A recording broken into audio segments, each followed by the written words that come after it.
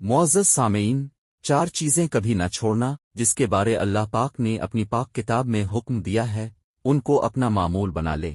پہلی بات، اپنے رب کا ذکر نہ چھوڑنا ورنہ آپ اس سے محروم ہو جائیں گے کہ اللہ بھی آپ کو یاد رکھے، تو اللہ کا ارشاد ہے، تم میرا ذکر کرو میں تمہیں یاد رکھوں گا۔ دوسری بات، شکر نہ چھوڑی ورنہ اپنے متوں میں اضافے سے محروم ہو جائیں گے۔ اللہ کا ارشاد ہے، اگر تم شکر کرو گے تو میں تم کو مزید دوں گا۔ سورت ابراہیم آیت نمبر 7۔ تیسری بات، اللہ سے مانگنا نہ چھوڑنا ورنہ آپ قبولیت سے محروم ہو جائیں گے۔ رب کا ارشاد ہے، تم مجھے پکارو میں تمہاری دعا قبول کروں گا۔ سورت مومن آیت نمبر 60۔ چوتھی بات، استغفار نہ چھوڑنا ورنہ نجات سے محروم ہو جائے گے۔ یہ خدا کا ارشاد ہے، اللہ انہیں عذاب دینے والا نہیں ہے جبکہ وہ استغفار کرتے ہوں۔ سورت انفال آیت نمبر 33۔ سب کے لیے دعا ہے کہ اے میرے خدا، موت کی تلخی، قبر کی سختی، حشر کی شرمندگی، دوزخ کی گرمی سے ہماری حفاظت فرما، آمین۔